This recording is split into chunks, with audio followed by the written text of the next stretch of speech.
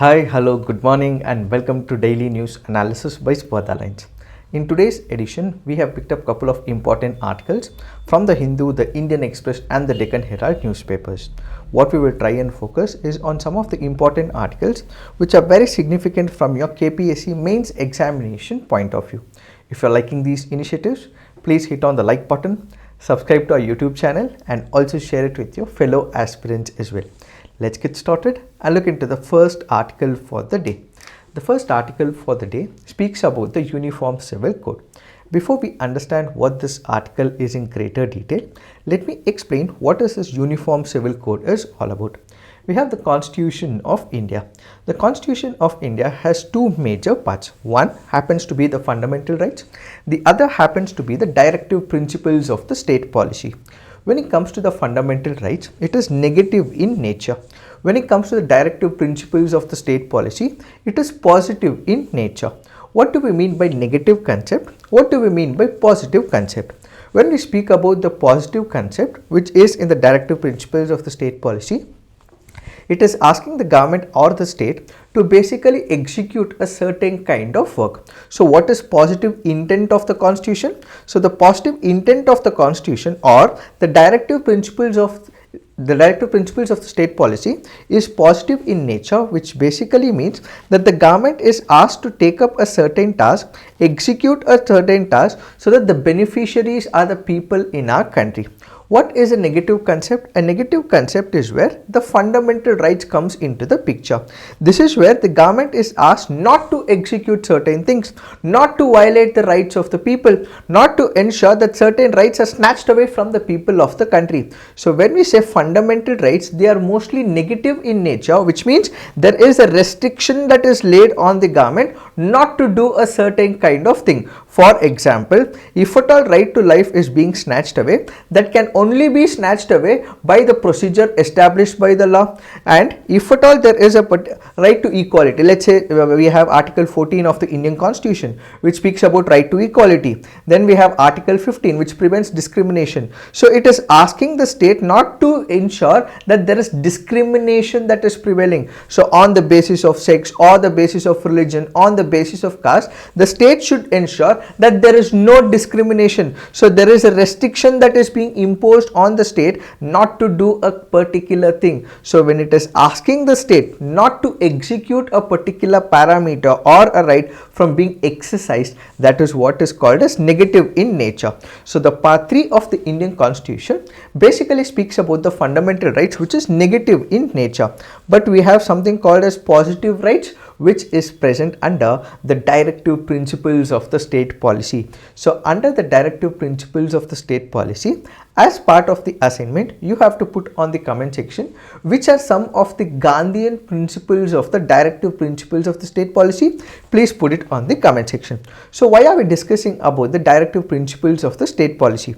That is because under Article 44 of the Indian Constitution, what we have is a directive principle of the state policy which speaks about the Uniform Civil Code. So what is a positive right? A positive right is a direction issued by the Constitution, or it is asking the government to execute, to perform a certain action. So the Uniform Civil Code is also a directive principle of the state policy where the Constitution is asking the government to execute a certain kind of action. It is asking the government to do or perform certain actions as well. One such action it is asking is with respect to the Uniform Civil Code. Now the question is, what is this Uniform Civil Code? When we speak about the Uniform Civil Code, as the very name denotes, what do we have? We have uniform, we also have is the civil, and third is a code. What do we understand by a code? Let me explain this with the help of an example. Let's say, for example, when we consider Uniform Civil Code, there are three words here. One is uniform, second is civil, third is the code.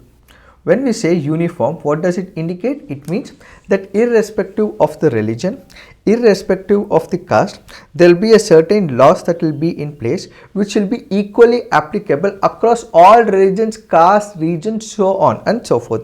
So what is uniform here? So there is no separation, there is no distinguishment, there is no compartmentalization of different religions, but instead if a person happens to be a citizen of India, irrespective of his personal practices, irrespective of the caste, irrespective of the religion, this person will be imposed with the same kind of law wheresoever he is present, whether he is in the state of Maharashtra, whether he is in the state of Karnataka, whether he is in the state of Andhra Pradesh, whichever. This is at the national level. And similarly, when we say uniform civil code at the state level, for example, in this specific case, what we have is an example of Uttarakhand. So in the state of Uttarakhand, irrespective of which part of Uttarakhand, what this law will be applicable is for all sections of the society, irrespective of the religion, caste, creed, so on and so forth. It is equally applicable to people of all religions as well as of all castes. That is what is uniform. Second, what we have is civil. What do we mean by civil? When it comes to the laws, we have the criminal laws, we also have the civil laws. When it comes to the criminal laws in the country, what do we have? We have the Indian Penal Code. If at all a person has executed an illegal act, this person will be imposed with a penalty and can be thrown behind bars or can be convicted. And this uniform civil code basically is for the civil in nature. But when it comes to the criminal acts, irrespective of the religion, every person will be thrown behind bars for the offense that he has committed. So whether if he is a Muslim or a practitioner of Islam, whether he is a Christian, whether he is a Hindu, will this person be treated equally or he will not be treated equally under the criminal laws? When it comes to the criminal laws, if a person is committing a murder, this person will be imposed with same penal provisions, whether he is a Hindu, whether he is a Christian, whether he is a Muslim, whosoever it is. If a person has committed an act of rape, if a person has committed an act of dacoity, if a person has involved himself in theft, the minute he is involved in it, irrespective of the religion whatsoever, same principles get applicable with respect to the criminal laws. But was it the same when it comes to the civil laws? No. Why? That is because when it comes to the civil laws, for example, let's say a person is getting married, or for example the succession rights. What are the succession rights? Let's say for example a person has passed away. So if a person has passed away, how will the property be distributed?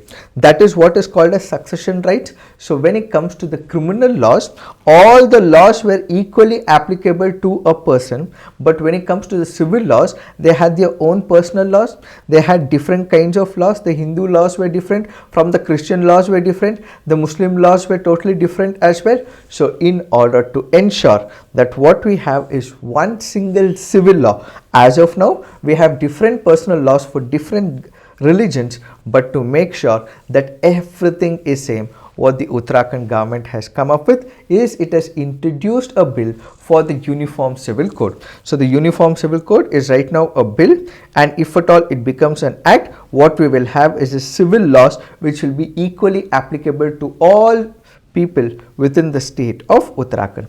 The third part says code. What do we understand by code? Let's say for example we have the Indian Penal Code. When I say Indian Penal Code, why does it indicate code, or why does it not say an act or something like that? Indian Penal Code. So when we say Indian Penal Code, what exactly is a code? A code is basically one particular document which is cumulative of multiple sections. For example, if I say NDPS Act, so the NDPS Act is basically catering to a specific audience or to a specific law, that if at all a person is violating those laws with respect to the narco terrorism or drug related issues, then this person will be imposed with what is called as the NDPS Act. Similarly, we also have the UAPA as well. What is UAPA? It is Unlawful Activities Prevention Act. This is more to do with the terrorist act. But what if there is a theft? What if there is a murder? What if there is an attempt to murder? What if there is a grievous hurt? All these is compartmentalized into one single book in the form of different chapters altogether. So when cumulatively you are bringing in different penal provisions under one single book, under a single provision in a single book, that is what is called as a code. So what is UCC? UCC is nothing but the Uniform Civil Code, which means that we have a criminal laws which is uniformly applicable for the entire state and for the entire country. Similarly, what we will also have is a civil code, which means it's to do with the marriage, it's to do with the guardianship, it's to do with the succession, it's to do with other rights that are given right now through personal laws. This will be replaced with one holistic law, and that is what is called as the Uniform Civil Code. So right now in the state of Uttarakhand, they have proposed a bill. If at all this becomes an act, what we will have is a Uniform Civil Code which will come into the picture for the state of Uttarakhand. This is the introduction bit. Now the question is, what does this bill has?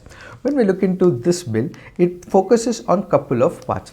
When we speak about the marriages as a whole, what are marriages? It is where a person will want to get married to an opposite gender person. So if at all it is a person who wants to get married, what are the laws that we currently have which governs the marriage related laws? If it is from a same religion, what we have is a personal laws with respect to the Hindu Marriage Act, Christian Marriage Act, and then we also have the Muslim Marriage Act, so on and so forth. But when it comes to, let's say, a person from one religion wants to get married to a person from another religion, which is the law we have? We have the Special Marriage Act. So as of now, when we look at the laws governing marriage, which are the laws that we have? We have the Special Marriage Act, and personal laws include Hindu Marriage Act, Christian Marriage Act, Indian Divorce Act, Parsi Marriage and Divorce Act. Then we have uncodified Shariat, codified Muslim law through the dissolution of the Muslim Marriage Act, the Muslim Women Protection of Rights on Children Marriage Act of 2019, and the Muslim Women Protection of Rights on Divorce Act of 1986. So this is the law with respect to the marriage. Then what we have is the parent as well as the child relationship. As of now, the parent and the child relationship in India is governed by the Guardians and the Watch Act of 1890. So what do we have? We have the Guardians and the Watch Act of 1890, which basically means how is the relationship between a child and a parent governed, and that is through the Guardian and the Watch Act of 1890. According to it, we have the father who will be the major stakeholder, who will be the major guardian, and if at all we do not have the father, then it will be the mother. But whenever we speak about the child as well as the parental relationship, what if there is an illegitimate marriage? What do we mean by illegitimate marriage? It means while the first wife is still married to and there is no question of divorce that has taken place, if at all the person marries for the second time, the child, that is the progeny that is created out of the second marriage, where the first marriage still continues and there is no divorce, in that particular case the child born out of that wedlock is what is called as the illegitimate wedding. So the child that is born out of the void marriage or the voidable marriage is what is called as the child. And in this particular case, we have the Supreme Court which has clarified that if at all a child is born out of this illegitimate wedlock or this marriage, in that particular case this child will still continue to have what is called a certain rights in the form of property, where the father's property can also be given to this child which is born out of the illegitimate wedlock. So as far as the adoption is concerned, Hindus, Buddhists, Jains and Sikhs can adopt under the Hindu Adoption and Maintenance Act, and everyone irrespective of the religion can adopt under Secular Juvenile Justice Act of 2015. So what does the bill say? That under the bill, while an unregistered marriage remains valid, the failure to register a marriage after issue of notice by the sub-registrar attracts a fine of about 25,000. So basically we have laws that are currently there with respect to the marriage, then we have with respect to the child as well. So this law that is currently taking place in Uttarakhand goes on to say that if a person wants to get married, he can get married also, but whenever this person is getting married, he has to register his marriage.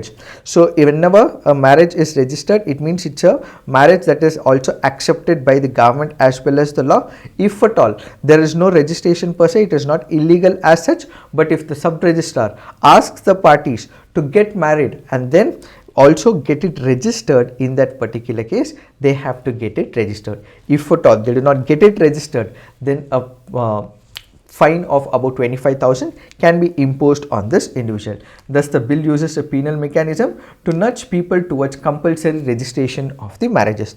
That apart, we also have what is called as the live-in relationship. What is live-in relationship? It is where two individuals, two couples do not want to get married but live together in a under the same roof. In case of non-registration for live-in relationship, the punishment also includes imprisonment. So earlier, if at all people used to live in live-in relationship, they did not want to get married or they did not want to get registered as well. But in this law that the Uttarakhand government is proposed with, it has said that if at all they do not get registered, even they can be imprisoned, is what is the new legislation that has been put forth in Uttarakhand. That apart, this particular legislation also speaks about prohibition on bigamy, which has been extended to all communities. What do we mean by it? It means that if at all there is a person who is getting married for the second time, where the first wife or the first husband still continue, and at the same time when the first wife continues to be present, she is not passed away or there is no official divorce between the parties, then if at all the person marries for the second time, that is what is called as the bigamy. So bigamy is prohibited, that is one husband will not be able to have two wives. In that particular case, it is equally applicable for all communities. It is not just for the Hindus or for the Christians, it is even applicable for the practitioners of Islam as well. Apart from that, extrajudicial modes of divorce through modes not prescribed under the code has been penalized. Local customs such as customary divorce deed or panchayat divorce are punishable under this code. What do we mean by it? Let's say for example, earlier, I think 2 to 3 years back, there was a particular concept of triple talaq. Now triple talaq has been invalidated. Now if at all a person wants to give divorce to another person, it has to run through a process of legal proceedings. It means that whatever is acceptable to law, only that will be acceptable to the courts as well as to the society as well as to the government. Now what if a person just says talaq, talaq, talaq 3 times, and then is this the official way of denouncing the relationship? No, this cannot be done. So whatever is recognized by law, whatever is recognized by the bill, whatever is recognized by the precedents established by the court, only that is acceptable. If any other ways or means of achieving the divorce is taken into picture, that will not be acceptable, says this article. The bill is silent on the question of guardianship, which means the position under the personal laws will continue to prevail. Similarly, the GWA will continue to govern court appointed guardians, and at the same time testamentary succession for the Muslim takes place as per the Shariat. A person may bequeath only 1/3 of their property through a will. The remaining property passes through the prescribed scheme of succession. So as of now, when we speak about the testamentary succession, what is testamentary succession? Let's say for example, I have executed a will. So I am a person who has my own individual property. These are the self-acquired property that I have acquired over a period of time. Now I execute a will. What is a will? For example, I have property in Sadashiv Nagar. I have a property in Shivaji Nagar. I have a property in Baswanagudi. I have a property in Jayanagar. No, I don't have one. I'm just saying it. So all these properties, whom will it pass on to after the death of a person? So this is where a will is made. So testamentary succession is basically the execution of a will. So in this particular case as well, what the author goes on to say, that we have certain limits that will also be set up by the UCC in the Uttarakhand, which will be uniformly applicable across the entire state. So these are the major changes that have been brought under the UCC in the state of Uttarakhand. So the author goes on to say these are the main features. However, when it comes to the present law, it speaks about the live-in relationship. When we speak about the live-in relationship, when we are imposing a certain parameter of registration, that foundation of live-in relationship itself will get exposed, and ultimately people who do not want to get registered, they are forced to get registered, and ultimately it is violating the core principle, says the article. So the UCC adopted by the Uttarakhand Assembly aims to consolidate laws relating to marriage, divorce as well as succession, which we did discuss. The state has become the first since pre-independence Goa to adopt a uniform code for the civil matters. What is particularly violative of the constitution is a bizarre portion in the UCC aiming to formalize live-in relationship through registration. So this unwanted incursion into the citizen's personal life is worsened by the prescription of a 3-month prison term for non-registration. So if the live-in relationship is where they do not want to get married, they do not want to have any registration, coming up with a compulsory registration for such individual is again violating their individual personal life, and if at all they do not get registered, imposing them with a penalty or with a jail term is again violating the basic law set and violating the criminal jurisprudence, is what is this article all about. So this article goes on to say that this is against the general public policy, this is against the morality, and this has to be reconsidered by the government of Uttarakhand, is what is this article all about. Now let's look into the next article. This article says, pollution of Western Ghats goes unabated as authorities look the other way. What is this article speaking about? This article here is speaking about some of the tourist destinations that are present in the state of Karnataka, especially in the Western Ghats. Who doesn't like the hilly regions? Who doesn't like the waterfalls? Who doesn't like the greenery as well as the biodiversity? All of us love it. All of us would want to embrace the beauty of the nature, and we would want to get lost within the beauty of the nature as well. Well, all of this is quintessential thought, and at the same time it also becomes very important that we maintain a certain decorum, we also follow a certain principles, and we also respect the Western Ghat region as well as the nature as well. But in this particular case, the article goes on to say that despite warnings, despite all of us being educated, we continue to pollute whenever we go to the hilly terrains. One such example the author takes into picture is Kattanamakki Gudda or Gali Gudda near the temple town Horanadu in Chikmagaluru district, and in couple of other places like Devaramane, Kumara Parvata, Kudremukh, Hirimari Guppe, Rishashringa, Mullayanagiri and Baba Budanagiri. People visiting all these places are throwing away the plastic. Because of the plastic that is being thrown away, there are a couple of issues that surfaces. The major issue happens to be the plastic pollution, and once there is plastic pollution, this plastic that is thrown will also choke the water in and around it. As and when it chokes the water in and around it, it results in water pollution as well. And at the same time, there are also people who take plastic, they also burn it as well, because they go on the top of the hill. There is a lot of cold temperature, bleak weather conditions. So what do? In order to keep myself in the comfort zone, in order to warm myself, I start burning the papers, I start burning the plastic, so on and so forth. And ultimately, it is also causing air pollution as well. So as and when we throw the plastic as well, as and when we throw the plastic as well, this plastic will be ingested by the species that are present there. Recently, there was also a case where a deer had passed away. How? Because the plastic that were thrown by the people who go up to this particular place, it had ingested, it has consumed, it has also eaten the plastic. There was about 6 kgs of plastic in the tummy of the deer, and it unfortunately passed away as well. So who is responsible for it? It is us, it is people who go to that particular locality. And as the conversation builds up, there are also forest guards as well, and there are also security guards. These security guards, what do?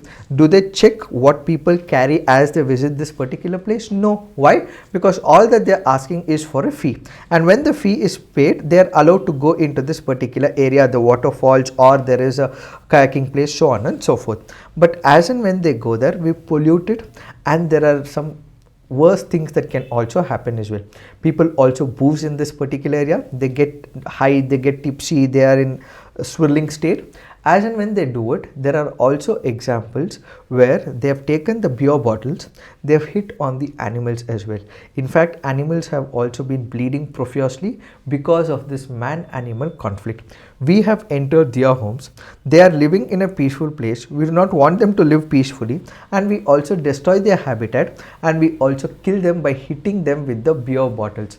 Is this the right way to go? No, not at all. So the plastic menace continues to haunt this particular region, and at the same time there will be water pollution, there is air pollution, and with the plastic that is thrown and dumped into this particular place, when animals eat it, they ultimately pass away. We also engage in animal conflict with them, and we are also hitting them with plastic as well as with the beer bottles. Thus, it is also a major part of danger to the wildlife as well.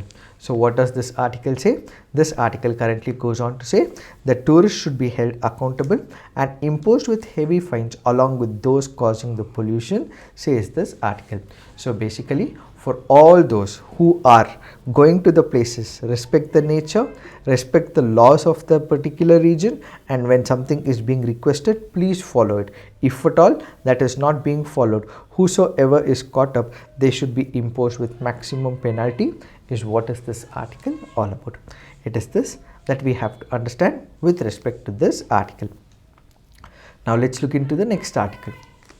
This article says charting a path for the population committee. Let us try and understand what is this article all about. This article here is speaking about the population committee. What is this population committee? Recently we had the finance minister. While she was presenting the 2024 interim budget, Nirmala Sitharamanji promised a committee to study India's population growth to ensure that the nation is on the target to meet the Viksit Bharat goal by the year 2047. Let's look at the data that is given under this article. According to the latest projections by the United Nations, India's population is expected to reach 1.46 billion by the year 2030, comprising 17% of the world's projected population. While India experienced phenomenal population growth until the 1970s, growth rates have slowed since then, with fertility levels in steady decline. This decline, which is reflected in the total fertility rate, has been instrumental in shaping India's demographic trajectory, with the TFR projected to touch 1.73 in 2031-35 from 2.5 in 2009-11. India will witness a demographic transition characterized by a decreasing population of the child population and an increasing population of the working age population. What do we understand by this? This basically means what we have is a demographic dividend. What is a demographic dividend? A demographic dividend is a working population. What does this article say? The article goes on to say that the total fertility rate has stabilized over a period of time. When you look at total fertility rate, what is total fertility rate? It is the number of children that a woman would be able to bear through her reproductive age. For example, is it one child? Is it two child? Is it 3 children? So on and so forth. So total fertility rate basically means that on the all India level, how many women have been able to stabilize with respect to the birth, which means how many women are giving birth to 2 children, 3 children, so on and so forth. So according to the average drawn for the entire country, it is about 2.5 in 2009 and 11, which means on an average, women have been giving birth to about 2.5 children. This is the average that we have considered. But over a period of time, this number of 2.5, which is an average total fertility rate that a woman is giving birth to a child, this has been reduced, and this will further decrease to 1.73 in the year 2031 and 35. This also means for the past few years, what we have had is child population which has increased. But over a period of time, because this number of total fertility rate will stabilize, this also means that the working age people will increase over a period of time. The child population will decrease. So the working age people will increase, child population will decrease, which means that the number of working age people who would be working population will increase, which is what is called as the demographic dividend. So what is demographic dividend? Demographic dividend are people or individuals or youth who are in the working age group. So if at all we are able to provide them the required skill set, if at all we are able to provide them the human resource and capital and give them the necessary skill set, then we would be able to enjoy and reap the benefits of the demographic dividend, is what is this article all about. So in order to reap the benefits of the demographic dividend, what we will have is a population committee which will be established by the government of India. So this article primarily goes on to say that when it comes to the population, we have to keenly look at couple of things. What are those things? As of now, this demographic dividend that we are speaking of should become an advantage for us, and it should not become a liability. What do we mean by liability? If people do not have enough employment opportunities, they are looking for a job but they do not have a job to work for, and as a result they engage in criminal illegal activities. If at all the government is providing the opportunities, then we would be able to provide the advantages to such individuals, and they would also contribute for the nation's success as well. But if at all we are not able to provide them the job, they engage in illegal activities or they are at home unemployed, that will not help, because the country is bound to suffer because of such individuals. So the demographic advantage can become the liability. So this committee will have to look into all these parameters. So what will the committee do? The committee will basically look at all the aspects of the population. What are all the aspects of the population? One, let's say for example with respect to the education, let's say for example with respect to the health, and third is with respect to the skill set. When it comes to the education, what we are focusing is on the human resource. If at all there are individuals who have been able to work, they have been able to support their family, what should the first key parameter be? They should be provided the education. If at all the government is able to provide them the required education, what will be the advantage to such population? So what are the major drawbacks right now? So what the population committee will do is, as of now there are drawbacks, there are issues for the execution of full implementation of providing them the education. So what are the existing drawbacks with respect to the educational sector? The same will be understood by this population committee, and they will make a recommendation to the government. So what are the major issues with respect to the education? Why are we not able to provide best quality education to the people in our country? What are the fundamental flaws in our country? Each of which will have to be understood, and ultimately this information will be collected and will be given to the government. The first parameter is with respect to the education. The second parameter is with respect to the health. What happens with respect to the health? When it comes to the health, there are out of pocket expenditure. Let's say for example, a person from a poor society does not have the means, but he has to safeguard his family, he has to take care of his family, but one of the main breadwinner of the family is now impacted with one of the ailments. So what if this person does not have any other source of income? He happens to be the only breadwinner and he has a piece of agricultural property. So in order to safeguard the life of this individual, what do the family do? Because he happens to be the sole breadwinner, they will also sell this agricultural property so that they can save the life of this sole breadwinner. In number of cases, the out of pocket expenditure has increased so much that they have to sell their houses, they have to sell their properties, they have to sell their lifetime assets as well, and ultimately the person whosoever is working, he would suffer, and ultimately the properties are being sold as well. There is out of pocket expenditure that is taking place. In order to avoid it, what the government will have to provide is health insurance scheme and program. That apart, whenever there is a person who is working, if at all he is not provided the health support at a particular period of time, then he would not be able to work as well. If at all he is not able to work, he will not get the salary debited or credited, and ultimately it is his family which will suffer. So the first is to provide the education, second is to take care of the health related parameters, and third is to do with skills. What do we understand? We have had a couple of industrialists as well as people, IT greats like Narayan Murthy, Azim Premji, so on and so forth, who have also said that there is skill set difference that we have. What is being taught is actually not applicable when it comes to the real life situation. So in the real life situation, to meet the job market demand, what they require is also the skill set. So if at all the government is planning to change the demographic dividend from liability to an advantage, they also will have to be provided the required skill set. So these three parameters will have to be considered, and ultimately the population committee will have to make a recommendation. To ensure that all of this is taken into the picture, what we have to focus is on data. What is the data that we are speaking about?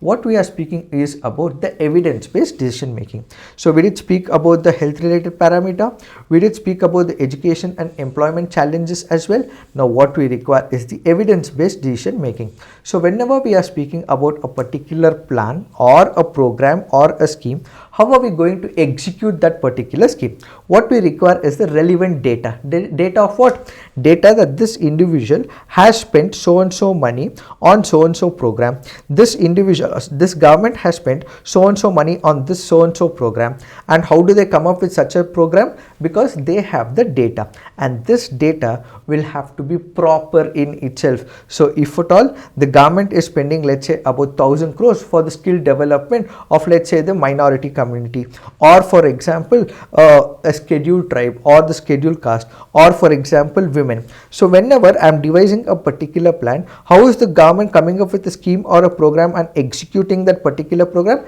It is on the basis of the data. So whenever a program is being envisaged, or it is being brought about, or it is being implemented, relevant data, statistical data, survey and samples will also have to be conducted. So these surveys and the samples that are conducted should work on the quality of data, not on vague data, but instead this has to be crystal clear as well. So only when we have such data that is collected, crystallized, and then on the basis of this data that is collected, a program is planned, that will also be a successful one, says this article. So the population committee will basically look at all these aspects with concurrent data, and they should be able to give the recommendation, and ultimately the government should be able to make necessary changes for the greater economic development of the country, as well as for the individual empowerment of that individual. It is this that we have to understand with respect to this article. Now let's look into the next article. This article says, should coaching be restricted to those above 16 years? What does this article speak about? This article currently goes on to speak about coaching institutions. The coaching institutions immediately, let's say for example, for those individuals who are like just finished their 7th standard, they are in 8th standard. So this entire article basically goes on to say that there are students. These students are currently in the 6th standard, 7th standard, so on and so forth. What do? They are immediately put to a tuition center. They are immediately put to a coaching center. Why? Because they have huge dreams and huge aspirations for the middle class people, as well as for the poor sections of the society. For the parents of the poor sections of the society as well as middle class, the only way out of poverty is to ensure that the children are given the best education, so that they are able to stand on their feet, they are able to enter into the IITs, cracking the IIT JEE exam. So the minute they enter into the IIT or the best of the best engineering colleges, the minute they are out of 4 years of that education, they will be able to reap the benefits out of it. That is what is the intent. So what do? Even while they are in 5th standard, 6th standard, 7th standard, these children are still in the age group of understanding what the life is. They are in the process of learning bit by bit, but they are forced to study a lot. So they are forced to study so much that they come under a lot of pressure, and as and when they come under the pressure, they would not be able to manage it. They do not have the emotional quotient or emotional will or the psychological control over their thoughts, and as a result, once they are not able to withstand the pressure, they also start committing suicides as well, which is why we have the Ministry of Education, which has now said that anyone who is less than 16 years of age would not be accepted under coaching classes, which means to say that there is a bar on the coaching classes not to take these individuals who are less than 16 years of age. Why? That is because they would not be able to withstand the pressure, they would not be able to handle these emotions emotionally, they were not emotionally intelligent as well. Intelligence in terms of how intellectually they can happen, IQ can increase, but emotional quotient is totally a different ball game. So for all those who are less than 16 years of age, what the Ministry of Education has issued is a circular where they should not be allowed to enter the coaching classes. It is in this particular backdrop that we have to understand is that when it comes to the coaching, they would have understood how to crack an exam.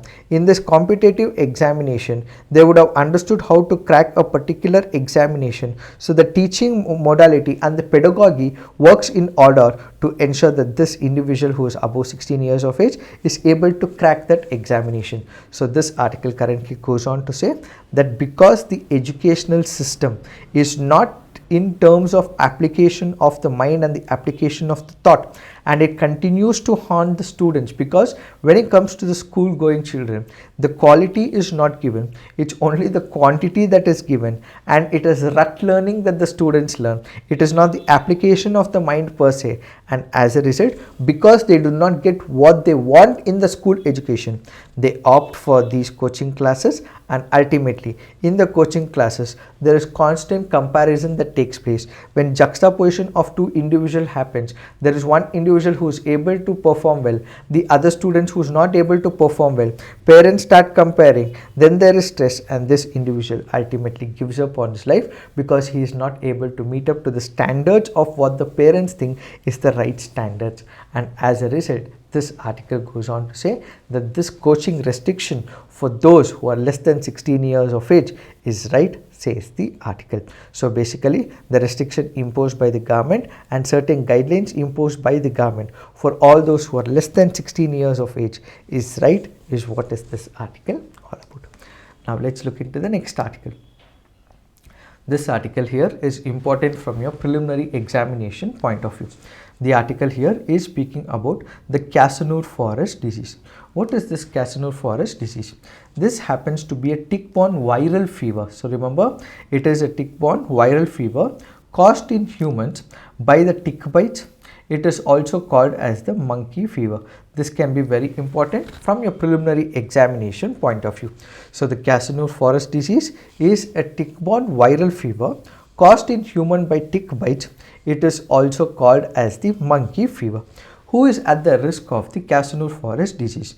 Those who travel to the forest, for example, those who are living in the forest areas for a very long period of time. The forest dwellers can be impacted by this fever, and then there are forest workers who go to the forest areas, wood collectors who can be impacted, and livestock raiders who can also be impacted. What are the symptoms? High fever, muscle pain, nausea or vomiting, diarrhea, sometimes neurological symptoms also does occur. What is the prevention strategy?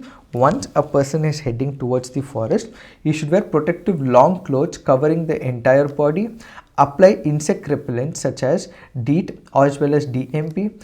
Do not pile up dried leaves in your house as it may contain some of the deadly ticks as well. Regularly de-tick your animals. Spray insecticides and animal shelters. So in all those areas where the animals are present, what we have to do is de-tick that particular area, which is apply the insecticide, so on and so forth. Apply tick repellents on animals to prevent transportation of ticks from forest to your house, and at the same time avoid visiting the areas where monkeys deaths have been reported. So if at all we are able to take these conditions, we would be able to prevent them as well. These are some of the important parameters from the preliminary examination point of view with respect to the Casanur forest disease. It is this that we have to understand with respect to these topics. So if you're liking these initiatives, please do hit the like button, subscribe to our YouTube channel, and also share it with your fellow aspirants as well. Thank you for watching. All the best.